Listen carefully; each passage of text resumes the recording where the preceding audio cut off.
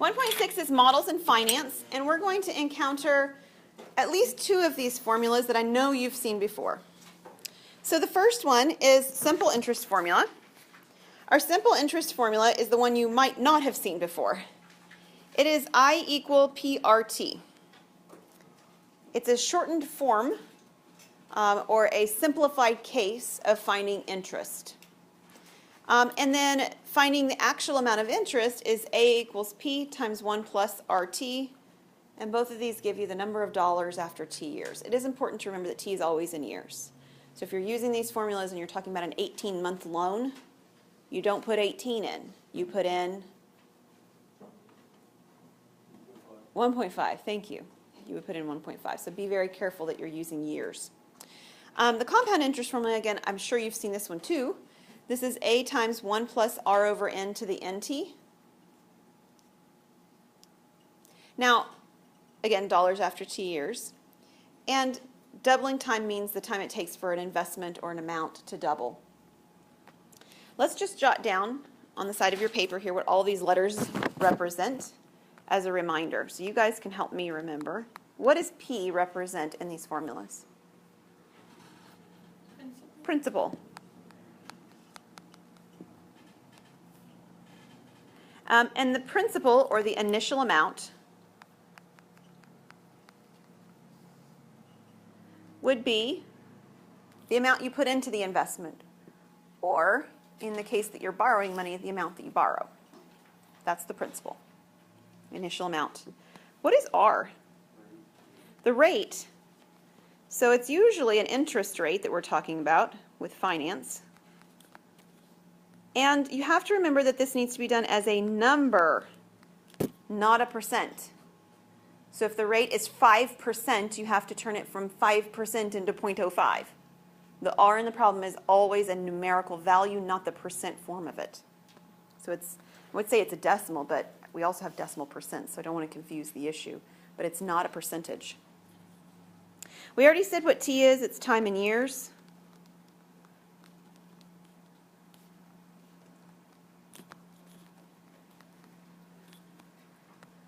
One of the formulas has an N in it. That's the last formula on the screen. Does anybody remember what the N represents? The number of times it's done each year. You got it. Good job.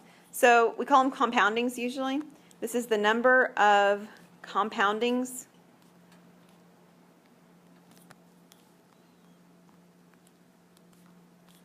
per year. So if it says compounded monthly, that would be 12 times a year. If it said compounded quarterly, that would be 4 times a year. Compounded annually, 1 time a year. Daily, 365, and so forth. Okay, cool. A. What is A? Final amount after compounded. Very good. It's the final amount. So either it's the final amount that you ended up owing because you borrowed the money, or it's the final amount that you ended up receiving in your account because it was an investment. It's the final amount after the T years. And capital I think that's our last one here. This is the amount of interest. It's how much money you made on your money, or how much money you paid for having borrowed that money. Okay, and I know I already said it before too, but the doubling time is the amount it takes for an investment to double, so it's a number of years we're looking for. So for the investment to go from 10 to 20, the investment to go from 5,000 to 10,000. It doesn't even matter what it's going from and what it's going to. It's the same amount of doubling time no matter what. The initial amount doesn't make any difference. It's the rate that it's doing it at. All right, so here's an example we've seen not very long ago, maybe 20 minutes. Function. Oh, wait. I feel like that this is not here. There we go. I've got an extra slide in there. Bizarre. That's bizarre. Okay, here's the one we want. How long will it take an investment to double if the interest rate were 5.25%? And then we have a couple of different conditions. Part A says the account were compounded monthly. All right, so compounding monthly, compounding daily, compounding That's the compounding formula right here. Compound interest, keyword compound. I said compound, I have to use compound interest. Okay? I know, it's a shocker. So we're going to write down the basic formula is A equals P times 1 plus R over N to the NT. That's the formula we're using. And it almost feels like they don't give us enough information, except that they do. What does it feel like you're missing in the problem? The principle. Doesn't it? I mean, they definitely don't give it to you. But because doubling time works no matter what you start with, it doesn't matter. The easiest thing to let the principle be is 1, because when 1 doubles, it becomes 2. So I can put a 2 over here for the final amount and 1 for the initial amount, because multiplying by 1 is very nice. My second grader's learning to multiply. He really knows the times zeros and the times ones. He's doing great. Right? We like to multiply by simple stuff. 1's a great number to multiply by. All right, so here's 1 plus R. Okay, well, R means rate. The rate is 5.25%. So what should I put in for R? 0.0525. Good, 0.0525. And I've got it right here, and I've got it on the outside here as well. I take it back, I don't. I was already thinking about my N. Huh. We're almost there. What's N? 12, because it said compounded monthly. The 12 is what I have on the outside. And what's T? T. It's what I'm looking for, right? It's the only thing I actually don't know that I need to know or need to find. All right, here's the cool thing. In some college algebra, algebra 2, algebra something class, pre-calculus, I don't know, you would have worked this out by hand, right? How many of you would love to not work it out by hand? Me too. Just grab your calculator. You're going to put one of the sides, that is the left-hand side, into y1, and the other side, the right-hand side, into y2.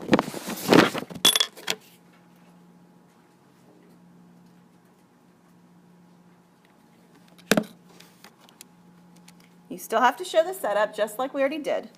We can turn the plot off if you want for the moment, because we don't need it. So 2 on the left, and then do I really even need to write the 1 multiplication at the front?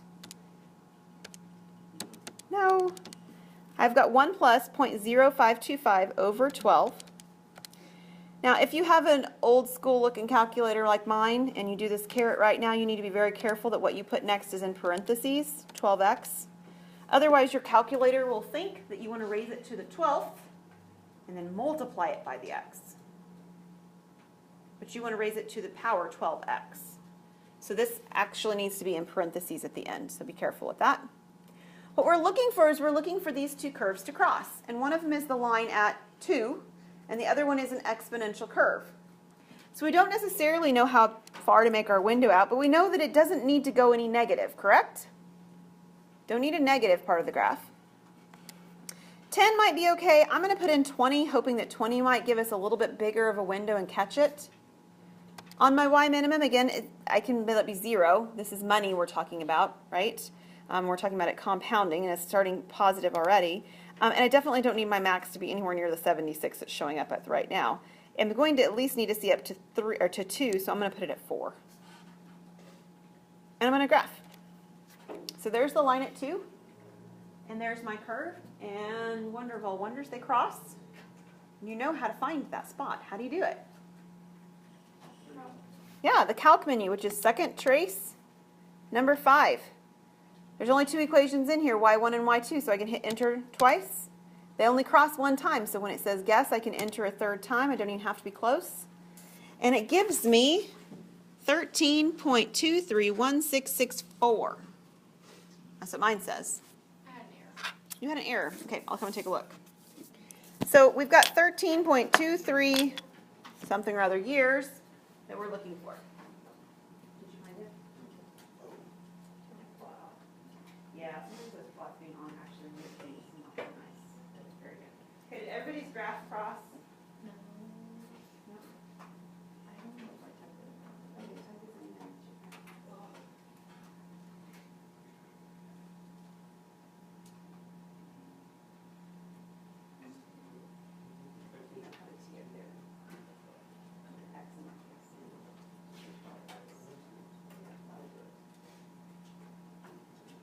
Okay, anybody else is not cross? I do. Your student.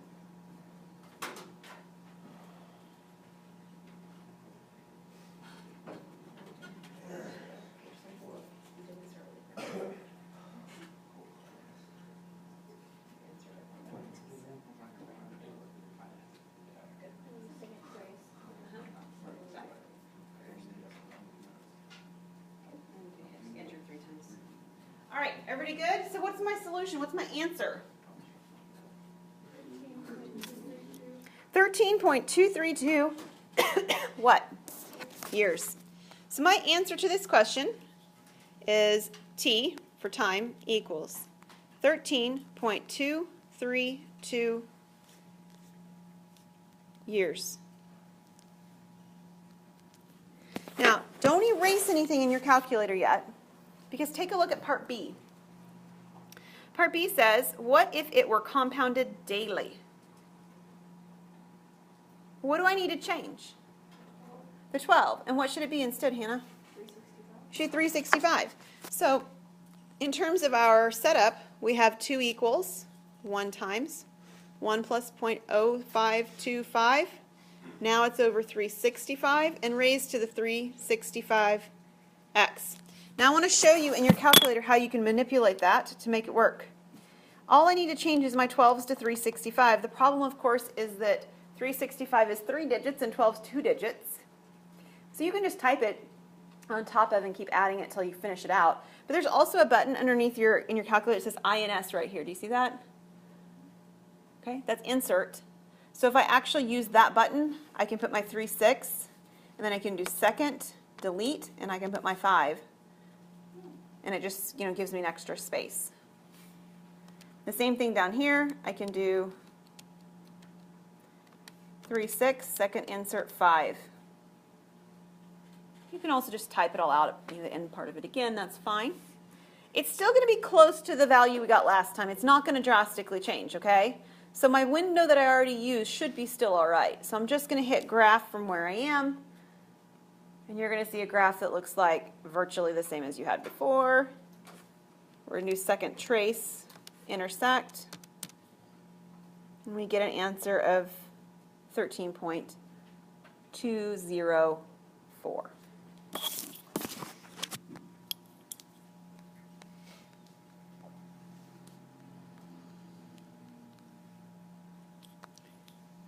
And again, it's years. So it doesn't really gain us that much to compound daily as opposed to monthly in this context. Yes? Do you want us to show work on that problem? Do you want us just to rewrite the formula with 365? Exactly. It'll look like this. That's all you need to show. Okay? You're showing that the 2 replaced the A, that you have the 365 where you originally had the 12 from the first part, and so forth. All right, a couple more vocab words, and I know you've actually heard APR and APY. Where have you heard APR and APY said in real life? I know where I've heard it. Huh? The bank. Somebody said commercials. That's where I've heard it the most, commercials. What kind of commercials? Car commercials. Me too. You'll hear it on mortgages as well, but man, you hear it a lot on car commercials. So what in the world is APR? What is APY, and what's the difference? Well, APR has another name. It's also called the nominal rate. It's the annual percentage rate, the R, that we use in the formulas above. So the APR is the same as the R above. APY is called the effective rate. It's actually the annual percentage yield. That's why the Y is coming from it. And man, that formula looks like the formula we already had in our notes, doesn't it? Part of that formula looks like what?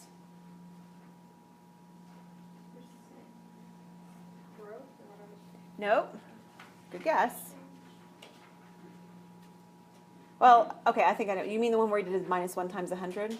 Yeah, it does look like that. I was thinking of another thing, but you're right. It does look like the b minus 1 times 100, which was our percent rate of change from the last section. Another thing it looks like, though, the compound interest formula. So it kind of looks like we took a portion of the compound interest formula and we merged it with that percentage formula we had in the last section. And in fact, that's exactly what it is. Okay? This piece right here is exactly out of this formula. Hang on.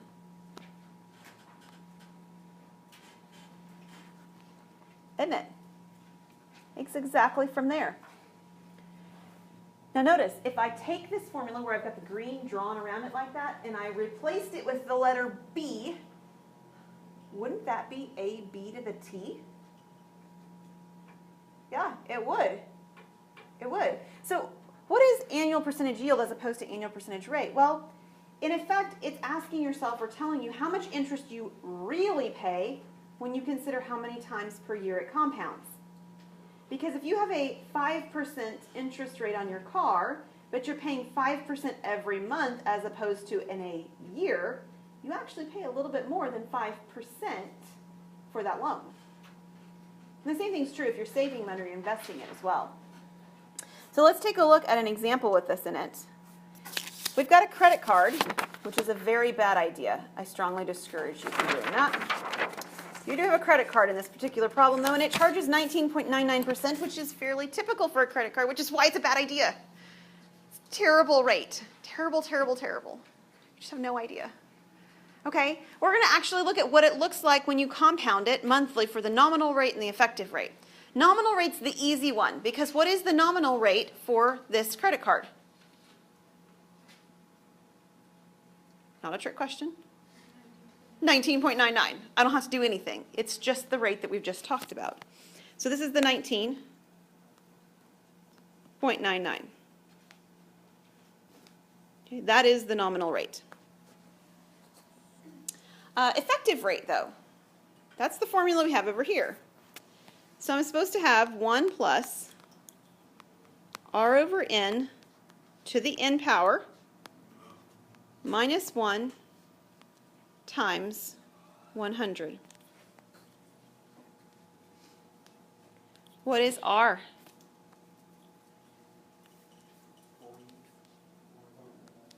.1999. It's that 19.99% in decimal form.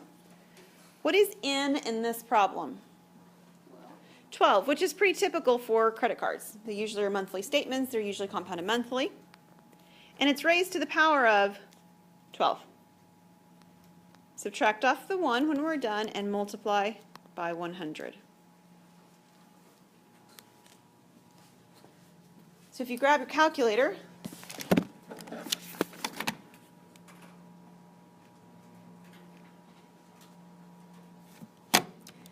regular old screen, nothing fancy, no graphs or anything, just a plain old screen in here.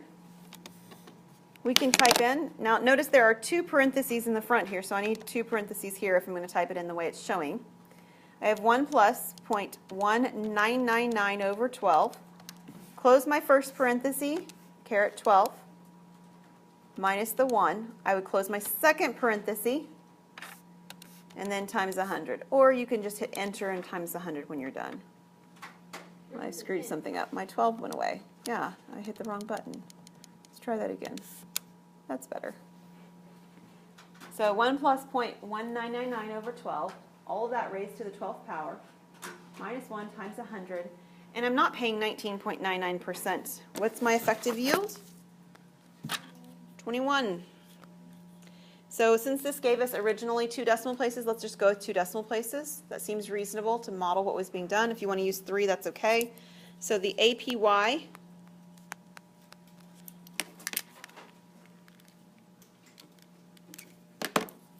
is 21 point, we'll use 3 since our book uses 3 most of the time, 927.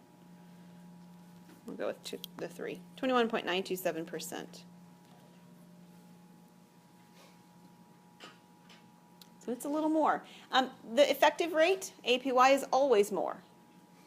Right? So if I had gotten, and that's why when I first did it and I got 17 something showing up on my calculator, I was like, oh, I hit a wrong button. It can't be smaller. It has to be bigger, okay? All right, last question for today.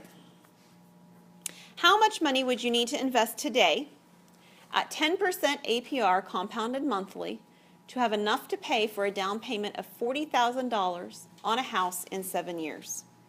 So the setup is something like this. Some rich relative dies, and you're going to use some of that money, but you want to make sure you don't use so much money that you can't buy a house in 7 years. Okay, so let's just pretend like that's what's going on. All right, so, and it's not a relative you really knew very well, so they're not too sad. Okay, so this is just like, hey, you get some money. Okay? You guys are a tough crowd today, man. Okay, we have a formula for this. What was it? A equals P times 1 plus R over N to the NT, right? And we want to have $40,000, yes? So 40,000 is what we want to have on the left-hand side. P, the percent, or the principal, we don't know. In fact, that's what we're looking for, right? How much do we need to invest today? So P is what was unknown. The rest of this, 1 plus R over N, well, R is related to that 10%, so what do I need to write down? 0.1. What's N? 12, because it's monthly. All of that is raised to the 12 times 7. Now, if I were you, I'd just figure out what 12 times 7 is and use that number so I don't have to worry about parentheses and so forth. What's 12 times 7? What was it? 84. Oh, that's bigger than I would meant for it to be. 84. That's what I was looking for. 84 here. Okay, so you can use the graphing calculator to do it in a graph, but this one's pretty straightforward enough that I probably wouldn't. I'd probably just use the calculator to calculate the value on the right. So I would take the 1 plus 0.1 divided by 12, and I'd hit enter.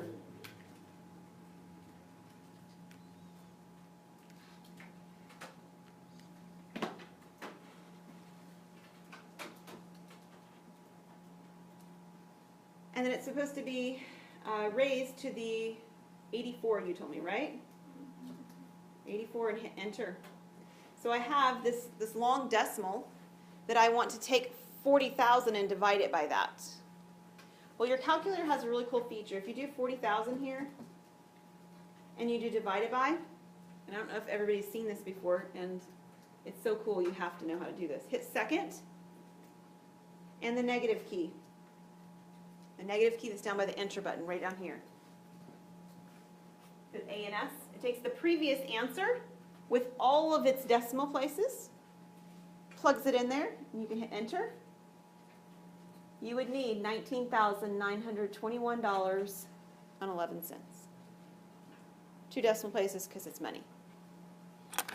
So that's the principal that you would need to put into whatever account this was to save for that down payment. $19,921.11.